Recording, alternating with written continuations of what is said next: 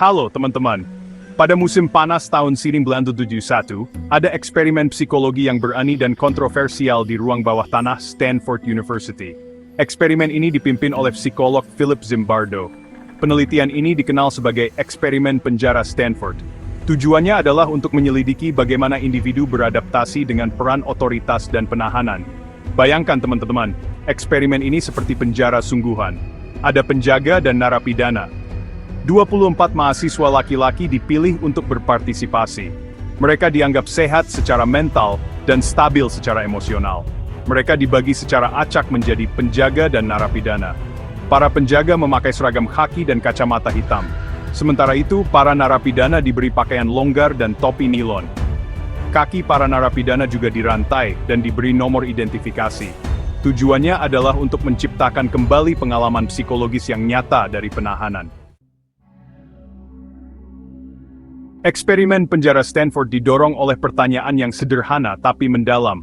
Apa yang terjadi ketika orang baik ditempatkan di tempat yang jahat? Bagaimana lingkungan yang penuh tekanan dan kekuasaan dapat mempengaruhi perilaku seseorang? Bisakah situasi, terlepas dari kepribadian individu, memicu perilaku jahat? Apakah ada batasan pada seberapa jauh seseorang dapat berubah di bawah tekanan sosial dan kekuasaan? Zimbardo dan timnya ingin tahu bagaimana dinamika kekuatan, deindividualisasi, dan anonimitas dapat menyebabkan penyalahgunaan kekuasaan dan kepatuhan yang tidak kritis. Mereka ingin memahami mekanisme psikologis yang mendasari perubahan perilaku ini. Eksperimen ini dirancang untuk menguji hipotesis efek Lucifer. Hipotesis ini mencoba menjelaskan bagaimana orang biasa bisa melakukan tindakan yang tidak terbayangkan dalam situasi tertentu. Teori ini menyatakan bahwa kejahatan bukanlah hasil dari beberapa orang jahat di masyarakat, melainkan produk dari sistem yang memberi orang kekuasaan dan anonimitas. Sistem ini dapat mengubah perilaku individu secara drastis. Zimbardo berpendapat bahwa situasi itu sendiri dapat mengubah orang baik menjadi pelaku kejahatan. Lingkungan yang penuh tekanan dan kekuasaan dapat mempengaruhi cara seseorang berpikir dan bertindak. Para peneliti dengan cermat memantau perilaku penjaga dan narapidana, menggunakan kamera video dan mikrofon tersembunyi untuk merekam interaksi mereka. Mereka ingin menangkap setiap detail perubahan perilaku yang terjadi. Mereka juga melakukan berbagai tes psikologis dan wawancara untuk menilai keadaan emosional dan mental para peserta. Tes ini membantu mereka memahami dampak psikologis dari situasi penjara. Pada awalnya, eksperimen berjalan biasa saja. Para peserta beradaptasi dengan peran mereka sebagai penjaga dan narapidana. Tapi, tidak butuh waktu lama bagi situasi untuk meningkat. Ketegangan mulai muncul, dan perilaku para peserta mulai berubah. Para penjaga, yang awalnya ragu untuk menggunakan otoritas mereka, dengan cepat menjadi semakin agresif dan kejam. Mereka mulai menyalahgunakan kekuasaan mereka, menunjukkan bagaimana situasi dapat mempengaruhi perilaku seseorang secara drastis. Narapidana, di sisi lain, mulai menunjukkan tanda-tanda stres dan ketakutan yang meningkat. Mereka menjadi lebih patuh dan tunduk pada otoritas penjaga. Zimbardo mengamati semua ini dengan cermat, mencatat setiap perubahan perilaku yang terjadi. Dia melihat bagaimana kekuasaan dan anonimitas dapat mengubah orang biasa menjadi pelaku kejahatan. Eksperimen ini memberikan wawasan yang mendalam tentang sifat manusia dan bagaimana situasi dapat mempengaruhi perilaku. Ini menunjukkan bahwa dalam kondisi tertentu, siapapun bisa menjadi pelaku kejahatan. Eksperimen penjara Stanford tetap menjadi salah satu studi paling kontroversial dan berpengaruh dalam psikologi, mengungkapkan sisi gelap dari perilaku manusia dan kekuatan situasi. Ini mengingatkan kita bahwa kita harus selalu waspada terhadap kekuatan situasi, dan bagaimana itu dapat mempengaruhi perilaku kita. Kita harus berusaha untuk memahami dan mengatasi faktor-faktor yang dapat mendorong perilaku negatif. Para peserta, semuanya mahasiswa Stanford, direkrut melalui iklan di koran lokal. Iklan tersebut menjanjikan pengalaman unik dan kompensasi yang menarik, sehingga menarik perhatian banyak mahasiswa yang penasaran dan ingin mencoba sesuatu yang berbeda. Mereka disaring secara ketat untuk memastikan tidak ada riwayat kriminal, masalah psikologis, atau kondisi medis. Proses seleksi ini melibatkan wawancara mendalam, pemeriksaan kesehatan menyeluruh, dan pengisian kuesioner yang dirancang untuk mengungkap aspek-aspek kepribadian mereka. Dari puluhan pelamar, 24 dipilih, mewakili campuran latar belakang dan kepribadian.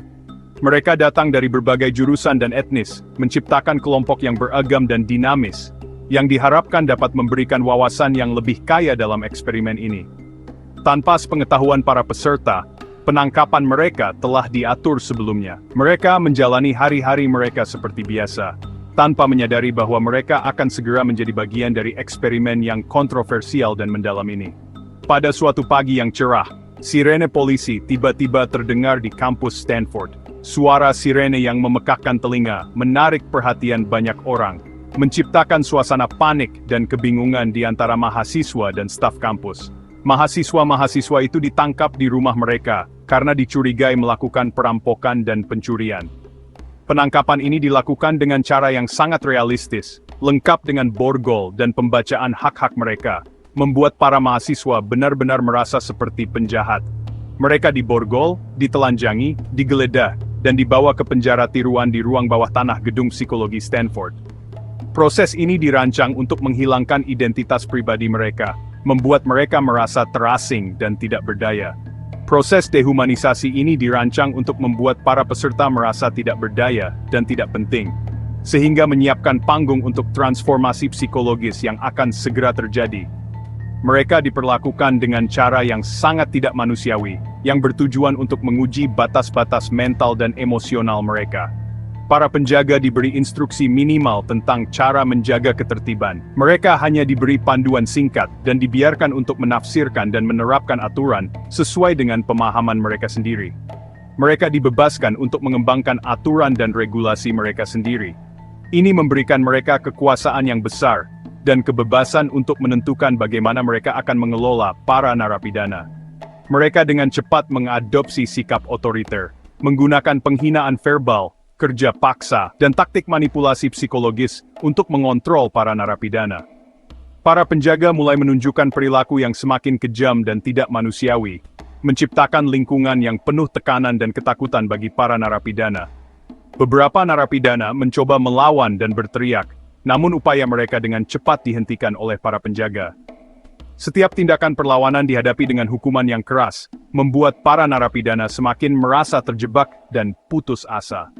Seiring berjalannya waktu, para narapidana mulai menyerah pada situasi mereka. Mereka terlihat semakin putus asa dan kehilangan semangat, duduk termenung di sudut-sudut penjara tiruan, menunggu hari-hari mereka berlalu dalam ketidakpastian. Akhirnya, eksperimen ini berakhir, dan para narapidana dibebaskan. Mereka kembali ke kehidupan normal mereka, namun pengalaman ini meninggalkan bekas yang mendalam pada psikologi mereka, mengubah cara mereka memandang diri sendiri dan orang lain. Setelah eksperimen, para mahasiswa berbagi pengalaman mereka dalam diskusi kelompok, dan menulis laporan tentang apa yang mereka alami. Pengalaman ini menjadi bahan refleksi yang mendalam, dan membuka mata mereka tentang kekuatan situasi dan peran dalam membentuk perilaku manusia. Para peneliti menganalisis data yang dikumpulkan selama eksperimen dan mempresentasikan temuan mereka. Hasilnya memberikan wawasan baru tentang dinamika kekuasaan dan pengaruh situasi terhadap perilaku manusia, yang terus menjadi bahan diskusi dan penelitian hingga hari ini. Dalam beberapa hari, perilaku para penjaga berubah menjadi pola pelecehan dan intimidasi yang mengganggu. Awalnya, mereka hanya menunjukkan sedikit tanda-tanda kekejaman, tetapi seiring waktu, tindakan mereka menjadi semakin brutal dan tidak manusiawi. Mereka tampaknya menikmati kekuasaan yang baru mereka temukan, menjadi semakin kreatif dalam metode mereka untuk mempermalukan dan mendehumanisasi para narapidana. Tawa dan senyum sinis mereka menjadi pemandangan sehari-hari, menciptakan atmosfer ketakutan yang mencekam di dalam penjara. Apa yang dimulai dengan push-up dan larangan hak istimewa, dengan cepat meningkat menjadi pelecehan verbal, perampasan tidur, dan hukuman yang merendahkan. Para narapidana dipaksa untuk melakukan tugas-tugas fisik yang melelahkan, seringkali tanpa alasan yang jelas, hanya untuk memuaskan keinginan para penjaga untuk menunjukkan kekuasaan mereka. Para penjaga akan membangunkan para narapidana di tengah malam untuk inspeksi dadakan, mengganggu tidur mereka, dan membuat mereka selalu waspada. Inspeksi ini seringkali disertai dengan teriakan dan ancaman, menambah tekanan psikologis yang sudah mereka alami. Memaksa mereka untuk membersihkan toilet dengan tangan kosong, sebuah tugas yang sangat merendahkan dan tidak higienis. Para narapidana tidak punya pilihan selain mematuhi, karena penolakan akan berujung pada hukuman yang lebih berat, dan bahkan membuat mereka mensimulasikan tindakan seksual. Tindakan ini tidak hanya merendahkan, tetapi juga melanggar martabat dan kemanusiaan mereka, meninggalkan luka psikologis yang mendalam. Para penjaga akan memberikan hak istimewa kepada narapidana yang dianggap patuh, seperti makanan tambahan atau waktu istirahat yang lebih lama. Ini menciptakan dinamika kekuasaan yang tidak sehat, di mana narapidana dipaksa untuk bersaing demi mendapatkan perlakuan yang lebih baik. Menciptakan sistem penghargaan dan hukuman yang dirancang untuk memecah belah dan menaklukkan. Sistem ini membuat para narapidana saling curiga dan tidak percaya, memperkuat kontrol para penjaga atas mereka. Mereka mendorong persaingan dan ketidakpercayaan di antara para narapidana. Konflik internal ini membuat para narapidana semakin lemah dan lebih mudah dikendalikan, sementara para penjaga terus memperkuat posisi mereka. Yang lebih mengganggu adalah kenyataan bahwa beberapa penjahat tampaknya benar-benar menikmati peran mereka. Mereka tidak hanya menjalankan tugas, tetapi juga menemukan kesenangan dalam penderitaan orang lain. Mereka menunjukkan kesenangan dalam penderitaan para narapidana. Setiap ekspresi kesakitan dan ketakutan dari para narapidana tampaknya memberikan kepuasan tersendiri bagi para penjaga. Mereka menjadi mabuk karena kekuasaan, merasa tak terkalahkan, dan di atas hukum. Kekuasaan yang mereka miliki membuat mereka merasa superior dan tidak tersentuh. Dan perilaku mereka menjadi semakin tidak menentu dan tidak dapat diprediksi. Ketidakpastian ini menambah lapisan ketakutan bagi para narapidana, yang tidak pernah tahu apa yang akan terjadi selanjutnya, atau bagaimana mereka akan diperlakukan.